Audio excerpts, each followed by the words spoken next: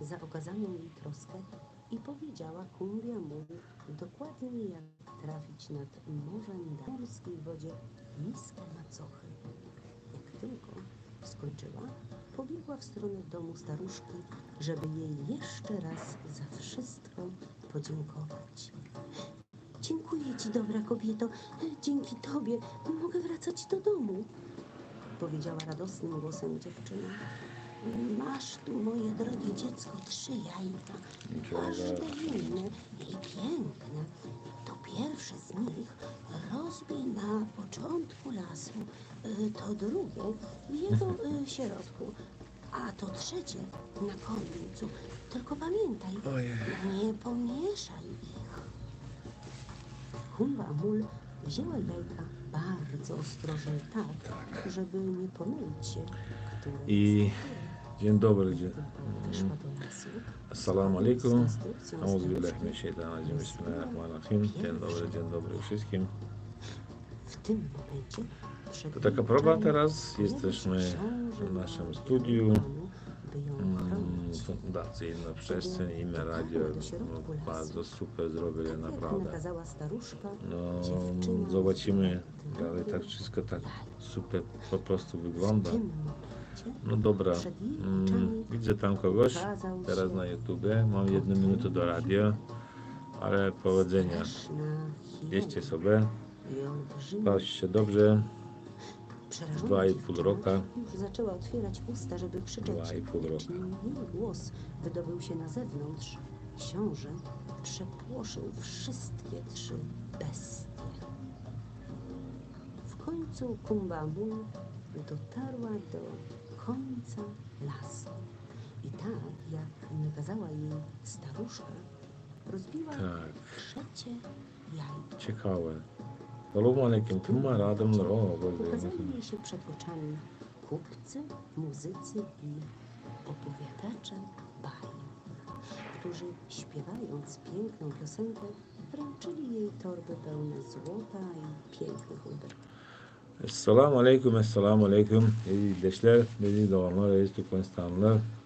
Euzubillahimineşşeytanirracim. Bismillahirrahmanirrahim. İzleyiciler, aziz doğanlar, wszystkim dzień dobry, wszystkim salam alaikum. Dziś był święta piątnica. Piątnicy modlą się muzułmanie, w sobotę modlą się Żydzi, czyli Beni Izraile, a w niedzielę modlą się chrześcijanie.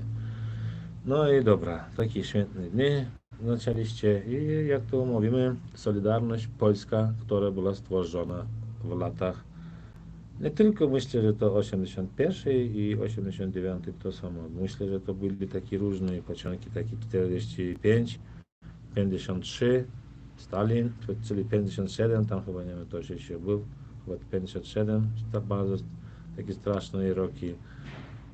Potem tam, nie wiem, 60, który, dobrze nie pamiętam, no i ten ostatni, 81, 89. No dzięki, że zrobiliście, ludzie szli k temu, szli w Solidarności, dużo osób, dużo rodzin zginęło w tych wielu czasach, oczywiście, że to, jak wiadomo, że teraz mamy XXI wiek, jeszcze jak wszyscy znajemy, ale nie znajemy dużo, ile, może milionów, ile lat to było. No dobra, i teraz, jak zawsze, zaczynamy dziś. Chcę zacząć takie z piosenki z wiersza Zielili, który też mieszkał na pewno 300-400 lat temu. No taki posłuchamy i po prostu po zakończeniu postaram się wam ten wiersz przetłumaczyć.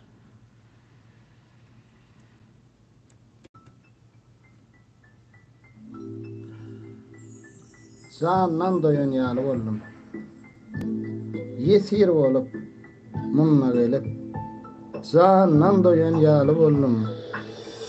Yağış meyilse meyilip. Göğe çoktan yağlı oldum. Gariplik, allı kuvveti. Şeker oldum muşakkati.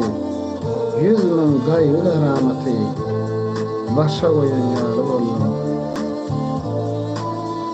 taşlap geldi ol mekanı, zevre sallık şerin zanı, hekmedip peyda diyanı, inni duyan yalı olun.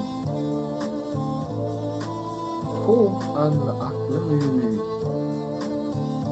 allırdık iyilin yerini, inni vatanın şükrünü, yağışı bilen yalı olun. Görmedim kömür çağını, allırdım yürek yağını, çekip vatanın dağını, o da kıyın yalı olun. Üttü ayrılı gıdası, kaçtı hıyvanın mazası, göğe bir otlu libası, evine kıyın yalı olun. Neler gördük zalim handan, ayırdı edil vatandan, zelili değil şu mekandan, göğe doyan yalı olun.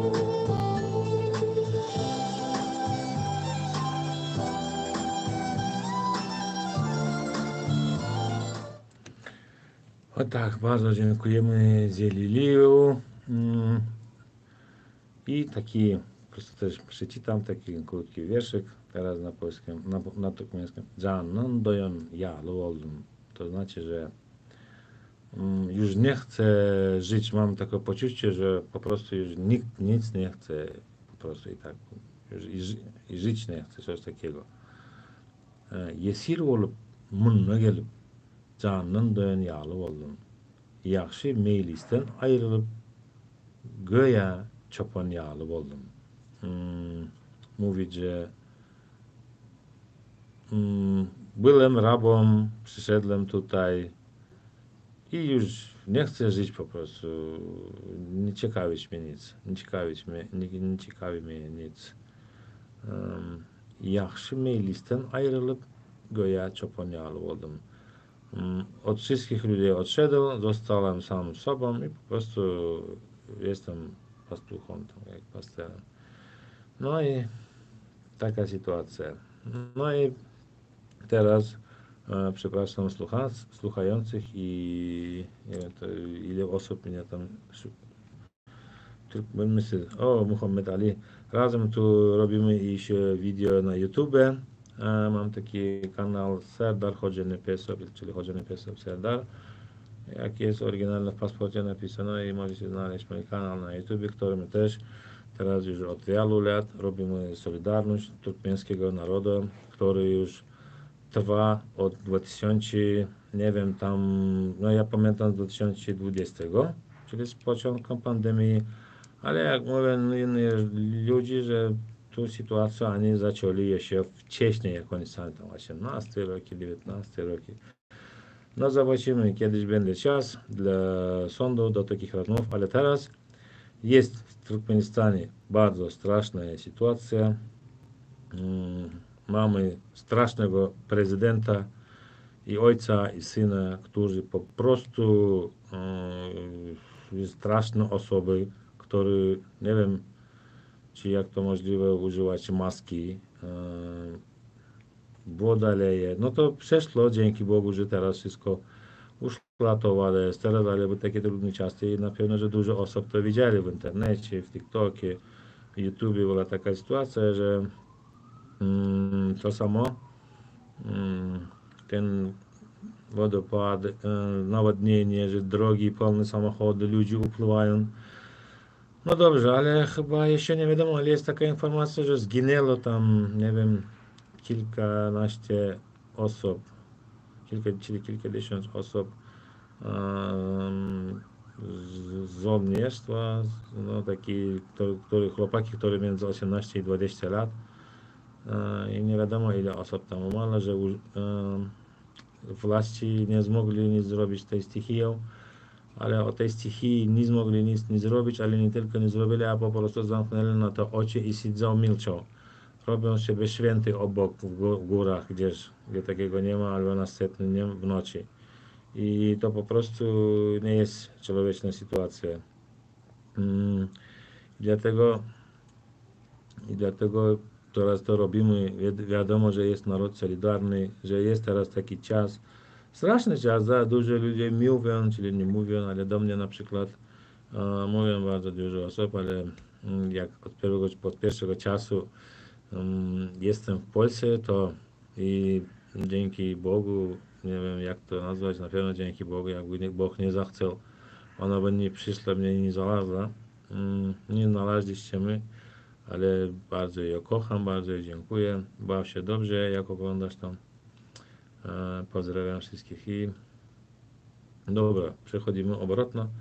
Jak to możemy mieć poczucie, że ziemia Boga, ona jest wielka, ale jest takie dużo narodu, które po prostu nie mogą wyjechać z kraju. Nie mają żadnych pieniędzy na to, albo nie mają pracy, ale kto ma pracę, to po prostu z tych pieniędzy po prostu, nie wiem jaka sytuacja, jest sytuacja taka, że jak ekwiwalent walutny w Turkmenistanie jest dolar przeciwko manata, waluty miejskiej, turkmeńskiej. No i w banku oficjalnie w rejestru i demokratycznym parlamencie u prezydenta na stole u Gurbanguly Berdimuhamedowa jest zapisane, że dolar kosztuje 3,50, ale po 3,50 dolara w Turkmenistanie nie ma. To po prostu straszne kłamstwo. Dolar już kosztuje więcej niż 19, 20 lat, a chodzi sam sobie z góry na dół. Ale sytuacja jest straszna. Jest pustynia wielka, byli wielkie potopy. Może być jest taka sytuacja, że tam na długo nic nie będzie rosnąć, ale jest ziemia sucha. Na pewno ta woda będzie, inshallah, dzięki Bogu, że dlatego, żeby my mieli tę wodę, że naprawdę teraz jest taka sytuacja, że Morze Kaspijskie tam uchodzi na dno, nie wiadomo zostanie, czyli kiedy Jeziora Aralskiego też nie stanie, jakiś taki projekt niedobry. No dobra, skończymy rozmowę i wrócimy do tematu, że to nieważne, ważne teraz temat polityka, solidarność, po prostu nie polityka, solidarność poezji i w polityce i taka solidarność w poezji i w polityce. Co rozumiemy pod poezją albo co rozumiemy pod polityką? Co to samo, co teraz robią? Nie, ja myślę, że jeszcze jest taka i religijna myśl też, która też ma prawo na życie. Dzięki Bogu, że żyjemy. Że możesz być to chcesz politykiem, artystem, kim chcesz może być. Bóg powiedział, że bądź jak chcesz, masz wybór, wolny wybór. I takie słowo było na polskim języku, że jak tam każda owca ma swój hacik, coś takiego. Herkuzikiem dbadzia nandadzie. I dobra, teraz jeszcze posłuchamy jeden wiersz od naszego taki wiersz nazywa się Gepçiler, to taki gadalki, no, który gadalki, nie znam, czy tam spletniki od Bayram Khana. Zaczynamy.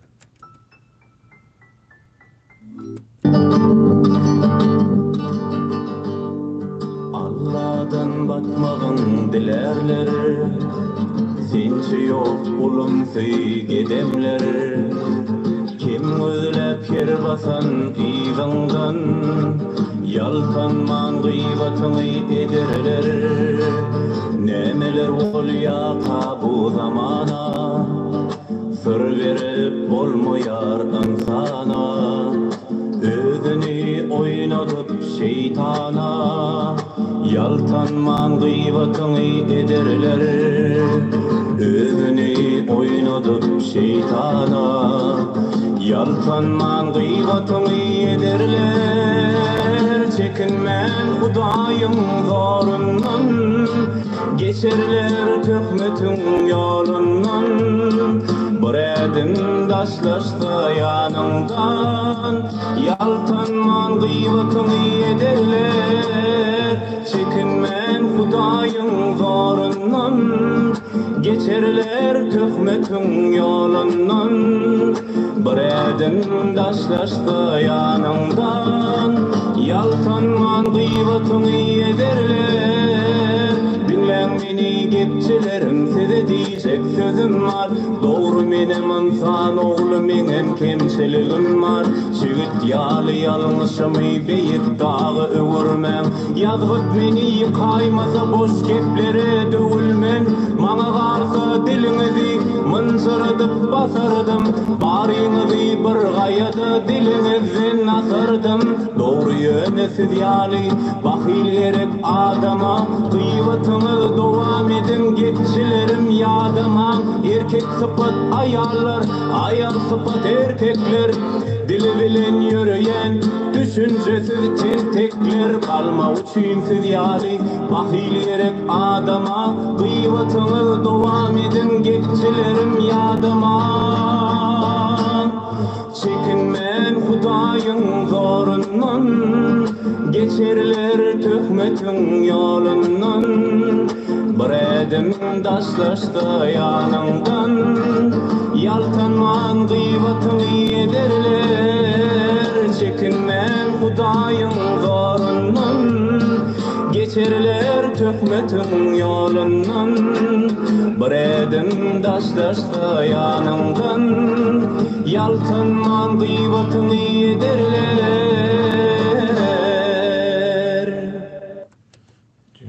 Dziękuję. Oyuna şolarýalyk. Geçýäs türkmen dilinde eýildeşde bugün ýene de siziň bilen nesip edenden owa ýerli palaklar bilen salamlaşdyk. Salamlaryny aýtdyk. Indi öz esasy Türkmenistanyň ýagdaýyny gysgaça aýtdyk. Bolturan ýagdaý adamkärçilik ýokdugyny, ýalanyň güýçli derejede güýçli depkine gitdirendigini, eň bägisi dollary alyp göreninde Türkmenistanyň prezidentiniň stolunyň aşagyna kagaza gol çekkä 3 manat 50 tenge diýe 3 manat 50 tengeden şoň taraf bilen ýok. Türkmenistanyň elbetde ki dollar däl bak işiň bahanasy ýöne şoýna foprosso goýulmaly. Wapros 4-nji ýerde gazdan meni kaýşarýan plança trillion gaz satdyk biz plan wagtda diýen. Nire gitti bu pullar? Aşgabatama diňe ýüzüni bejeripsiňiz daşyjak içmejek ýalag edip. Otadaky ýaşap ölen adamlary mazar boljak jaýlaryny neme diýeňizde näme oňady? Öňüne satýaňyz da Türkiýedäki bir giden şäherlere ýykylan ýalag. Allah saklasın, Allah gorasın elbette ki atlardan ýakşy dagymyzdan çyksyn. Owa, ýewatçylar hemişe boljakdyr, ýalançylar hemişe boljakdyr. Her kime Allah Taala buyruk goýupdyr, aýtyp goýupdyr. Wa aleykümesselam bekim. Radyoda oturýarys ve Baba Murat Hamdamov'tan Hudadan korkmayan adamlar gördüm dedi.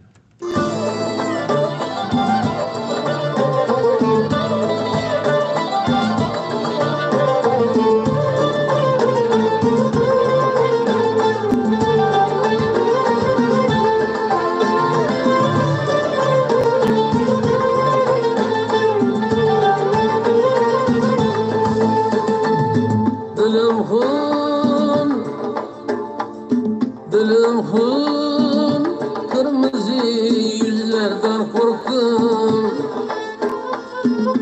Gülge yüzmekten gizlerden korktum. Gülge yüzmekten gizlerden korktum. Adamlar korkarlar yaman gözlerden. Ben ise şu yakşı gözlerden korktum, gözlerden korktum.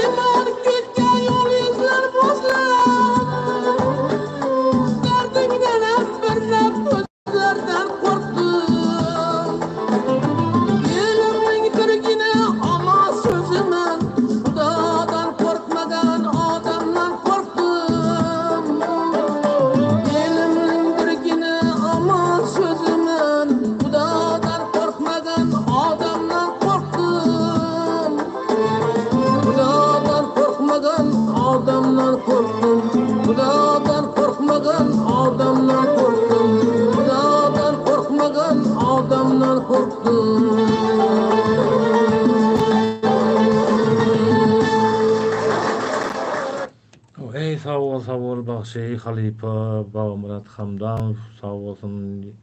Sağman getip käme çıkkar arada görýär, TikTok'larda, YouTube'larda, efirlerde paylaşýar, mehmançylara gelen şagirdler rahatlary aýdym aýdyp berýär, Ganymat Garratdyr. Ölümlü dünýädegini biziň ýadymyza mysal etip salýar, öz hem şo goşgulardan aýdýaram, şonda da ýagdaýym bar zat. Sağman geçsin, ömür uzak bolsun. İnşallah Türkmenistanyň halkynyň, Özbegistanyň halkynyň, Gazakstanyň, Kyrgyzstanyň, Täjikstanyň halkynyň, o Azerbaýjanyň halkynyň, belki Gazakstanyň ýurtlarynyň, Ortaýa halkynyň, golen gitsen gidiberýän bütün dünýäni gurtarmaly bilen halklaryň özleriniň agy ýyleşmegine Allah Taala barymyza meýesser bolsun inşallah. Sebäbi hemme milletde gowy adamlar bar, hemme halkyň arasynda gowy adam bar, ýaman adam bar. Belin gowy adamlar köpräk ki Allah Taala buyurýar, ey gullarym diýär. Siz pikir edýärsiňiz, men sizi synamaryn diýip pikir edýärsiňiz, men sizden öňki ummatlar ýaly. Elbetde synaryn diýär. Sizden beter güýçlüler bardy diýär, sizden beter daýaglar bardy diýär, ömürlerim uzakdy diýär. Şolaram ýoga döndürün, şolaram gitmejek ýaly diýär. Karşı gittiler, ana şirk koşdular, ma karşı koşdular diýär. Ýoga dildim, jebaby iň ulakyn günä şirkdir. Şirk eden milleti ýaşatmarym bu dünýäde de ýok ederin. Ahiretde de hesabym çetindir diye. Ýöne siz bu dünýäde wagtyňyz mümin bendelere toba nesip etdiň. Allahjan hemmemize de toba edip toba estağfurullah diýip eşhedü la ilahe illallah ve eşhedü enne Muhammeden abduhu ve resuluhu sallallahu teala aleyhi ve sellem diýip can vermek Allahjan hudaja hemmemize meýesser eylesin. İçimizden mutlu daşımız şok olsun, samimiyetimizden ayırmasın, pesperliğimizden ayırmasın. Tevavi Peygamberimiz Aleyhisselatü Vesselam bir gurrun veriyor sahabilere. İki Müslümanın öz ara bir davalaşma çekeleşenini görýärmi görmäk aýdýar da iki Müslümanın davalaşany näme meýdiýär bilýäňiz mi ashabym diýär radiyallahu anh olaram aýt ýa Resulullah nämedir diýende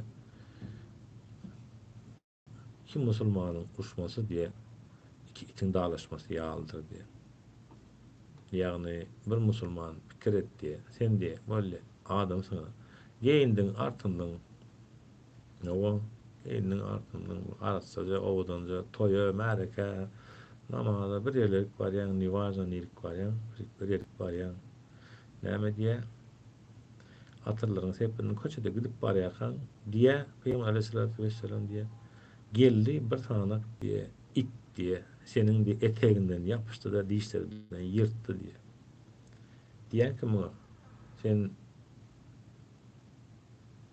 eğilip seyrediyen diye şu ite diye iten diye yara, hapisa görür yal değerli bir hil ölecek olup duran gotur açıp yatana bir hille merak itle öyle sonra bir kesel ben ölecek olup iti görkacı hiç kim yanaşması gelmeye yanına belki itlere muzu yanaşmıyorlar yeke bol kale ölümüne çelli sonra it gelip ısırdı da engelip senin dişleyecek mi diye mutal getirip uzattum adıra bağışlan elbette ki hadis-i şerif onlarla kuduyunlar menyenin yerli vaktlardan ve özünün adıra uzadım oldum ya artık mesat koşan nelerini fikir ve tamam ediyerin ve gelin neticeden neme diýär? Birinji tire paras kim bolupdyr?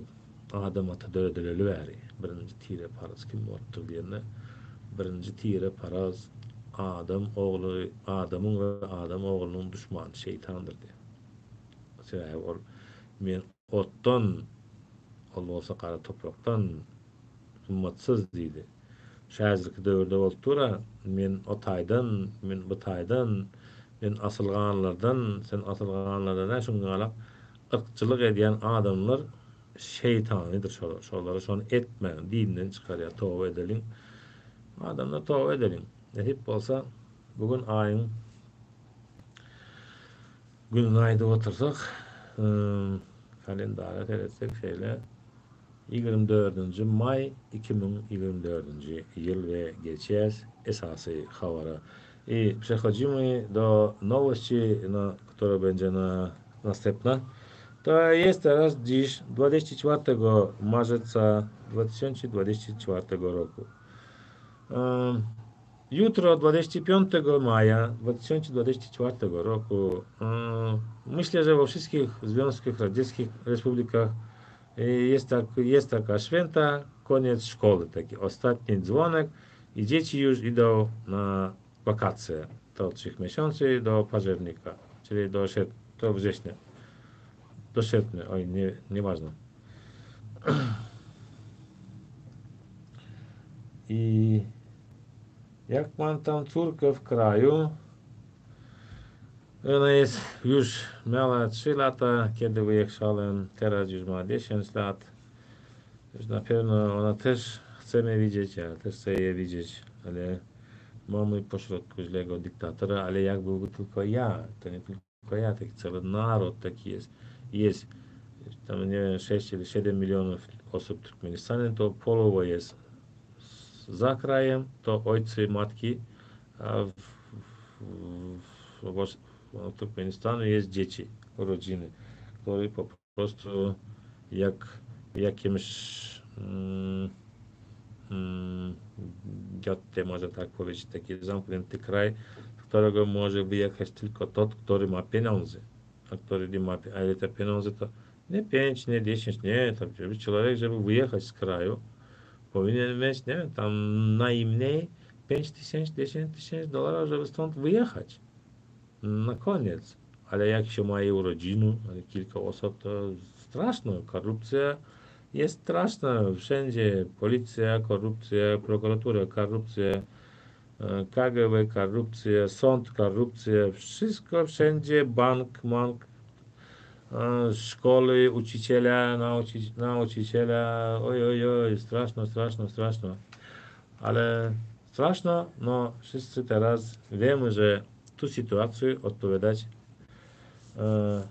nie będziemy, ale to ludzie to robią nie po prostu z tego, że on jest taki żadny, nie, że nie ma z czego korzystać, a prawительstwo, a władze jest takie, które mówią, rob tak, bierz jak Putin za swoim ruskim narodem robi, on też robi tak z Turkmenami, ale te Turkmeny nie ten naród i inşallah mamy nadzieję, Allah nam pomoże w tej walce.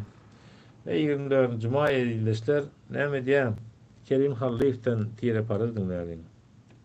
Planlardan olsa planı hillerak adamdır öve. Oturuşuklan yerinde oğullan aydan gurrunundan. Dostu saylamadım belli bir sorttan. Kim yüreğin asla yürekte saydım. Düyüncek soğudurlarda başlayan gülkimi bugün yomutların ocağına çaydım. Ertarı dostumun yollan salamın hormat bilen kabul etti alili. Nohur kardeşte de saklap bilmedim teke dostum yasındaki ağimi. Aydımına coşup salır sarığın toylarda kän ettik buluşlan tansın. Garrıgala mihman bolan çağımda yürüp hizmet etti bir göklen tansım. Kazakların kara çayından doyup yerli özbeklerin kän aşını idim. Dünya bazarında bir tat dostumun satyan giyimlerinin hilisini giydim. Karadaşlı yazır, sakar, kıpçak, şeyh, Hoca Seyit ya da mağtım diyemedim. Kesekidel, doğun yalı katmıştım. Size yoktur artık vaktim diyemedim. Garaz yine de kän, gep onna da der. Baran yerlerimde güýçlüdi ünsüm, hormata baş egip hezzetten doyup, adamlan bolşuny synladım ümsüm. Menem synçyl welin, ýöne bularың içinden tapmadım ulu tapawut. Meňzeş hemmesiniň sallançaklary, hatta hemmesinde bir meňzeş tawut. Çalymdaşdy eneleriň wagdy, atapennem meňzeş öýdýän dogrusy. Serhoşlarım sol bir adaktan içýär, meňzeş haramlykdan baýar oğrusy. Bir meňzeş mescitten girip çykýarlar, bir meňzeş aksakal, bir meňzeş imam, bir meňzeş ýylgyrys, bir meňzeş agy, bir meňzeş tökmetdir, bir meňzeş guman. Baran yerlerimde çöle de çıktık. Çoporluğun ağzından eşittik duri dedi. Dostlar, malı ne hile bakay. Bari bir ağsaksız bolmayar sürü. Dayav koyunlarım oğnuk doğayar. Oğnuklardan iyili döre yer kete. Çopan doğray diyar. Gep tohumda der. Aslında başka bir gep bardır berde. Aslında başka bir gep var elbette. Sol gepi başlara solay malin ho. Biz seyle bir mengdes belki hemmemiz adam atan nesli bolay malin ho.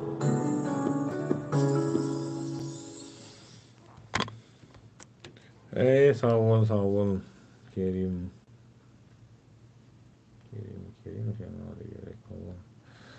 Tire parazlık deydin, milletçilik deydin. Neşe tire parazlığı ediyen adam şeytanın amalını ediye gönden göne. Sebebi şeytan birinci kadar tire parazlık, millet parazlık, ırk parazlık yani sen başka ben başka sen men kimden bilyen mi deyip böbürlemek bilen adama ta karşı çıktı siylamadı. Ve senden bolacak nesilleri sıylanmacalak ederin dedi.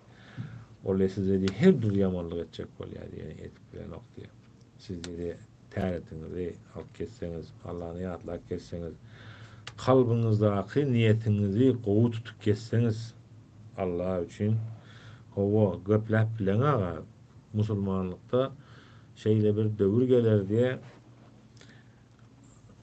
şeyle bir dövürün gelmeýän diye bir zulüm bolar diye o zulüme karşı gürlenler zulümün bardygyny gıýgyranlar ana şolar uttular diye. Oňa diye ses çıkarman ne? Hatta hem tarapına geçip çepek çalttıranlar, onu goldattıranlar ana şolar hem yitirdiler diye. Onun ortodoklar var diye. Düşünüyor ortakların badiyen vakti Allah Teala diye ortak zat yok diye. Her bende özüne cevap veriyor ve bunlar az bir bolmalı vakti az bir bolaymalılar diye ve bunu bize siz iman edin diye kalbinizi arası tutun diye düşman bunu uşaksınız diye. Ben size kömek edeyim diye. Yani her biriniz bana iman edin diye. İmanınızı bileyin diye. Sürü aksaksız bolmaya diye.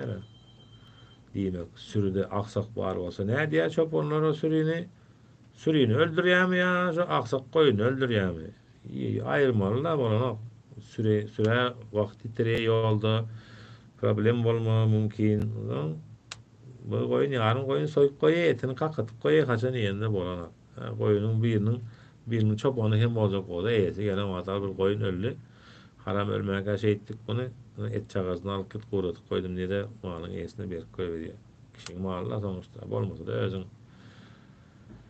araşan Allah Teala siz imanlı olun, ağzı bir olun, cebis olun diye. 2 kişi, 3 kişi yola çıkan bolsanız diye aranızda birini baş saylan diye. Bulaşmağın diye. Maslahat edin, näme iş etseniz diye öz aranızda diye. Maslahatsız iş etmeyin diye. Her kaysın her yerden qağırıp dağılmağın diye. Her kaysınız her yere dağılsanız diye sizin karşınızdaki düşman sizi diye pitiklep yoga da yeke diye. Şonun bilin diye. Şonun için bizim düşmanımız şeytan. Şeytanımız yoga çok olup görünmüyorsa bizim edecek işimiz Allah özü nesip etsin. Yetkiliyen kurbanlık bayramları hem nesip edenden demek hali açıklanmadı. Kaçan olacaktır gününe hali. Kaçan belirleyecekleri belli değil. Oradan aydıptılar. Gününü yazıptı. Terga Türkmenistan'ın müftülüğü näme üçindir? Şonu ýazana. O şaýda YouTube'da aýdyp otyryň. Görýänsiňiz, dinleýänsiňiz. Eşitip otyryz. Nämeler bolup ýör, nämeler etip ýörsiňiz. Bizler Allah Taala tawba edelim, akyllanalım diýip otyryz. Dünýäniň içinde hojaýyn boljakmyň. Dünýäniň üstünden sürjekmiň. Firavun, Karun boljakmyň, kim boljaksyň? Nefsiňe durdy, ýa-da kalbyň möhürlenenlerden boldyňmy? Oşa müftiyetten şoňa bir nemetse çıkarsa mene oňa şo prezident bolçak bu gerek serdara bolçak derler. Hani bakarın urbanlygy haçana belli ýerler.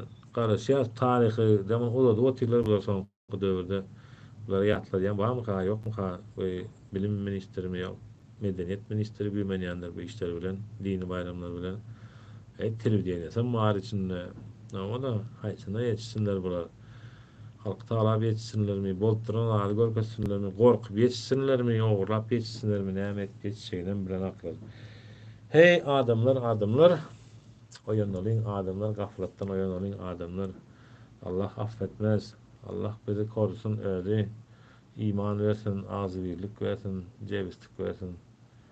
Hudacan Türklerin arasında bulaştıracak olup veren her kim var olsa Allah'dan tapsın, Allah'a emanet, Allah'a tapşırayan onu. Geçer yaranlar diye. Seher vakti yatman, dilek çağıdır. Ömür yeldek gelip geçer yaranlar. Acal sakı yürüyür kolunu cami, Aleykümselam. olmaydan halayık içer yaranlar. Ömür gelip geçer, 5 gün döwranlar. 5 wagt namaz, hakdan bize fermandır. Can kuşuy bu tenne 5 gün mihmandır. Pervad edip, her gün uçur yaranlar. Adamın aslını sorsanız laydır. 100 bin yıl yaşasan bir gün laydır. Dünya bilseniz saraydır, halayık kervündür, göç yaranlar. Daim di hak yadı bolsun sorağın, sapar etmek gerek tutkul yarağın. Bu dünyada nice yansat çırağın, acıl yelde öçür yaranlar.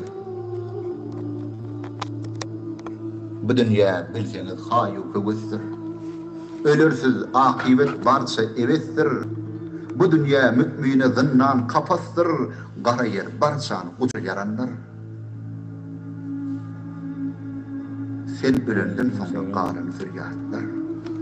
Oğul gıydın barça kılar heyhatlar. Kepenin boyunu biçer hayyatlar. Ahiret öyünü açar yaranlar. Maktum olayı.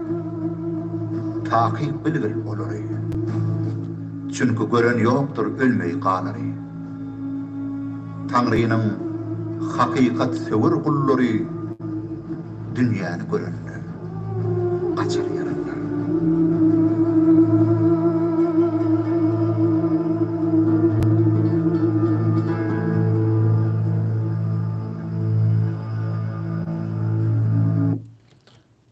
Mahtum bunu Prag'a kaçar yaranlar diye okudu. Ama Türkmenistan'da meşgul şu bile maqatını geçermiş ama Muhammed kim adı bilen qarasın ömür uzak olsun. Yamanlığını göremedik, eşlemedik. Näme adamlar işte şu mahtumluk koşkusundan dil el sesine sağlık entegem yamaklı ömürden çıkya. Ama sesi o koşkuları okuya yani şu adamlar oğlu bende diyenin bu dünya ne için gelenini fark etmeli. Ne için geldim? Söp bağlı gömülüp yatsan ama hezileden durmasın lezzetini alıp bilen hani şu an kim şularda görüp gören olsa ne lezzet alıyor. Yani çiğen mal yağlı Kur'an-ı Kerim'de yazıldı. Onlar imandan bir havardırlar. Onlar dine bekleplek gezerler. Şeytan onları aldap verendir. Onlar özünü büyümek verir. Onlar dozuqudurlar Kur'an-ı Kerim'de yazılan. Hani özünü şeyle alıp parayan adam. İyi mal yağlı iyi içi. Başka hem rahatlar ediyor adamın kellesine somaydı rahatlar. Allah adamın kalbini möhürlendirdi. Allah bizi kalbi möhürlenenlerden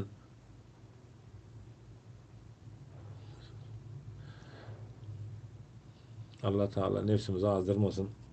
Tenedara dernek açanız yok. Poşada yaman dernek açanız yok. İnşallah Türkmenistan'a geliyaz nasip. O da değerden havar size. O ölçegen barış yani. Kıyamet kopya Türkmenistan'a barsan baran vardığınızı kapsa koparsın. Baralı bir tohum ekeli. Kopsa koparsın. Kıyamet biz razı. Allah'dan gelecek kıyameti meseleden. Günü belli değil. Tağaman şu mübarek Allah Teala Kur'an-ı Kerim'de bildiriyor da son dövrde Kur'an-ı Kerim okuyan şu öğrenmek manisini düşünmek için okumasam dinleyen kemal tapyan işim var olsa O işine dakinen dinleyen özüme düşünen dilde Rus dilinden dinleyen, Türkmen dilinden dinleyen, Türkçe dinleyen, Arapçasını dinleyen ve manisini düşünmeli insan ol. Hem manisini düşünmeli hem Arapça okumalı. Çünkü okumada şifa var diye. Şimdi şonam Allah nasip etse bir yola koyup versek Kur'an-ı Kerim'i Arapçada bir okup başlasak inşallah. Arız bugün 24. May. İyun bar dolu. 5 gün berde var, 30 gün otay da var. Aygaran alkayn nesip bolsalar. Betinden vakt bar eken Allah nesip edenden. O eğildeşler sizin bilen geçer. Indiki goşka. Gapşeda bugün men efiri Irak kutorjagam bolan sebäbi mübarek Ramazan mübarek aylarda geçiyoruz. Ken bideregen gepler oturmaýly. Eğildeşler imanı ýatlalyň.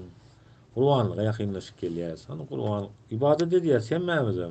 Agy, garazy, o para däli, mugallim, sogallim biz ýurdun içinde ýaşap gören adamyz, watanymyza yamanlyk edýän bolsak, elbet ýa-da elbet niýetimiz bar bolsa, eneş güneş taýda oturup öleýin nämen Allah Taala ýaşatmasyn. Biz Türkmenistana yamanlyk getirjek bolýan bolsak. Onun üçin eýildeşler o kıywata seretmeň, azat etmeň. 4 ýyl mundan gıýgyry otydym, o bir proýekt, normal bela alarsyňyz diýende. Ýok, biz onu aly, biz muňa aldy gepläp berenler, bugün artist bolup berler. Demek bularyň hakykatdan hem proýektiniň hakdygyny görkezdi.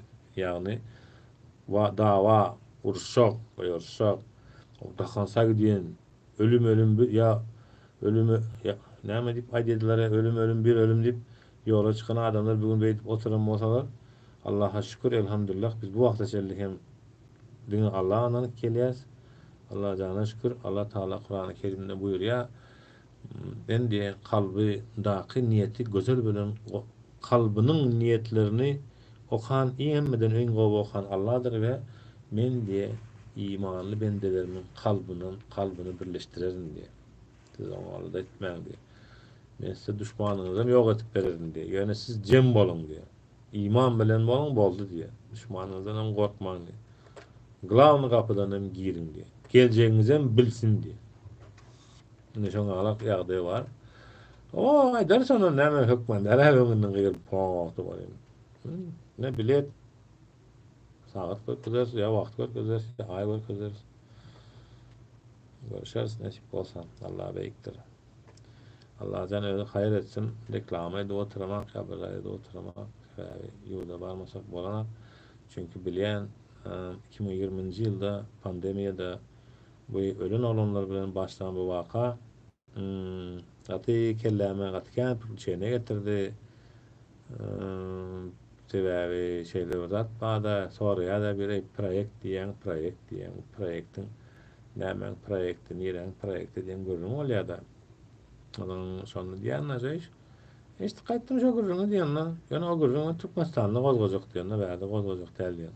Ýurtda barmaly, ýurt halk bolup agyz birleşmeli, bu waprosy biz gozgap bilýäs. Olmaz. Ýöne onu seretseňe mana diýeriliş kelime gör, aýda oty, kimdigini görkezip oty, söyleme. O kellesi o işliyor, mana tarazak, wada esko dağlar wada köpüsi daha çykyş etmegini goýdy. Näme üçin goýdular? Şolaryň köpüsini öýkelediler. Şolaryň köpüsiniň 200'lüligini bildiler. Ay ağam bulardyň padwaji diýenler, raýy diýerler. Aýta maskara bolanymyz boldy, ojagaz günümizden hem aýryldyk diýip gynap kesip berenler hem bar. Gynasagam çeýip seredip. Ýöne köy halkynyň arasynda o näme bolsa da o gidip gelip otyr, "Söwgi näme bar gepde, ma Türkmenistana bar kelip üýtgäp berenler bar" diýildi. TikTok'ta böyle efire girip bir merhaba güzel insanlar dedim benim bäden beri falan sen bana ağzına gelen gepler başladı. İyi olmadı. Satlaştık. Aras ama adamlar sonra ala gep dedi. Allah var dedim biz Allah'ın şanı yerim ben de dedim. Bana hemen diyecek kolyem dedim. Ben çay ayda oturan radımız yurdumuzda bolmalısı dinimize, şeriatımıza, Kur'an-ı Kerim'e Türkmenistan'ın prezidentinin edip oturan hareketleri doğru gavat gelenok diyez. Ýöne bunu diýip gahar gazaba hökmany suratda gelmeliler. Bizat etjek hem bolmalylar. Diňe bärde sabır etmeli. Sabır etip yaşak gelip otursanız, ana aydı otururlar. Suğa kalk olup otursanız, bunlar toy belli yerler, ses çıkaran o. Ve bilemiz o günde näme diýmeliydi. O mollalar häzirem aýdýarmy, paşaň emri wajyp diýip gygyrýarlar meçitlerde. Ey mollaka, Allah'ın farzı duran wagty paçaň wajiby ýöreýärmi, farz ýöreýärmi diýen wagtyň gepläp bilmän galar. Jogaby belli. Bar oňa alak mertebeli zady bar bolsa da Allah'ın farzı birinji geçerli. Şonuň üçin hem biz ulakon kemçiligimiz Kur'any öwrenmeli. Allah Taala bize Kur'an-ı Kerimde birbirinize gorun söwgün diýip öwretmeýär, absolutno ýok. O şeytandandyr diýär. Adamkärçiligi, medeniýeti, sylaşyklylygy, birege bolan hormaty, saýgyny görkezýär. Howa edildeşler, sağ bolun edildeşler gepleşige geleniňiz üçin öňümizde hepde nesip bolsa birinji gün neme başlayan netibedenden inşallah Allah ýol berse birinji gün Kur'an-ı Kerim'i okap başlaýas, hadis-i şerifler bu gezek her ayetin üstünde o TikTok efir berip bilemek adamım yok, sebebi buna yetmedäli. Onun için hem YouTube'dan berýän, eger soralar, zatlar bolsa yazarsınız. Dernek näme gerek? Adam Kakabayev. Biz dünýäni kowalamadyk, bu şu ýaşa çellik. YouTube'da adam Kakabayev dernek açamak mı diye. Ezildeşler hemmeňize minnetdarlyk bildirýän, men geleniňiz üçin, dinleýäniňiz üçin. Wszyscy dziękujemy słuchaczom i obserwującym na YouTube i skończymy dziś nasze audycje na wierszu Machtunguli Fragiego. Takiż na przykład z tematu, żeby tak było, daj mi znać. Zobaczymy.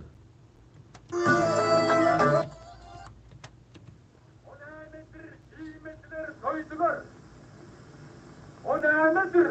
Ulu güne koydular. Ol kimeydi? Davanından koydular.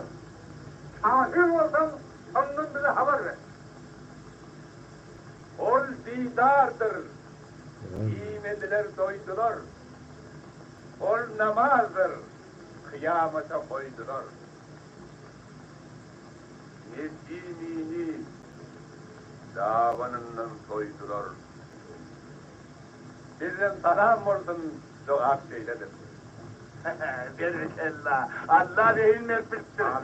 Yani yine kim var? O ne nedir? Dervülesiz kaladır. O kömüldür. Dervülesiz kaladır. Masum orayı. Eline şu sabahla cevap ver. O ne nedir?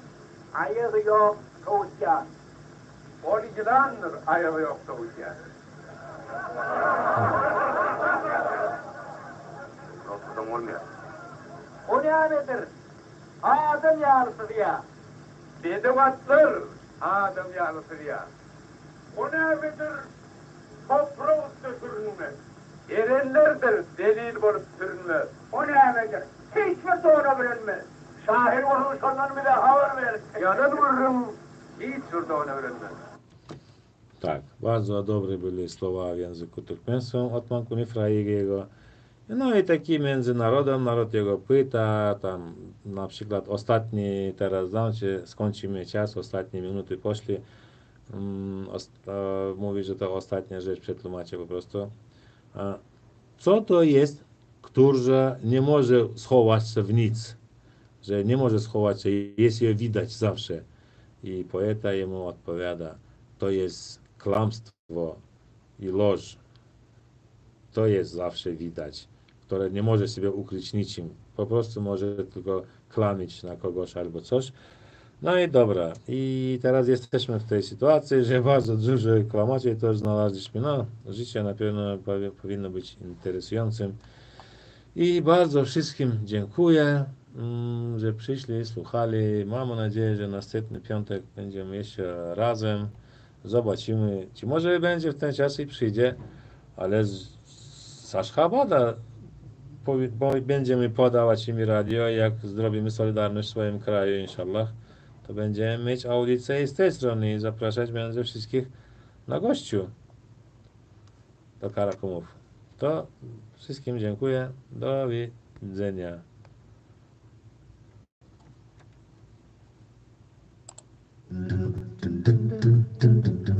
Ê cao bộ. Chào một ngày tốt lành.